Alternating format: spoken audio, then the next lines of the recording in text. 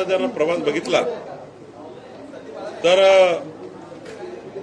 हिंदुत्व टिकलं पाहिजे, हिंदुत्वाच्या विचारावर देश आणि महाराष्ट्र समोर गेला पाहिजे,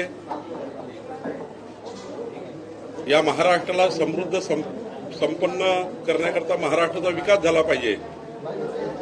आणि त्यांच्या ओजस्वी वाणीतनं ज्या ज्या ठिकाणी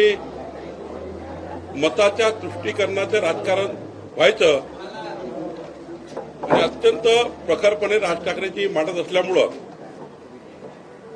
भारतीय जनता पक्ष शिवसेनेच्या विचारावरच त्यांच्या आधारावर त्यांचा पक्ष आहे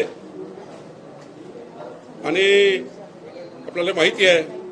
की उद्धव ठाकरेंच्या वाईट वागणुकीमुळं खरं तर उद्धवजींनी त्याला ढकललेला आहे, राजसाहेबाला उद्धवजींनी ढकललेला आहे आणि त्यामुळं मला वाटतं देश कल्याणाकरता, राष्ट्र कल्याणाकरता, मोदीजीच्या विकसित भारताच्या संकल्पाकरता, मोदीजीच्या गॅरंटीवर हा देश पुढे नेण्याकरता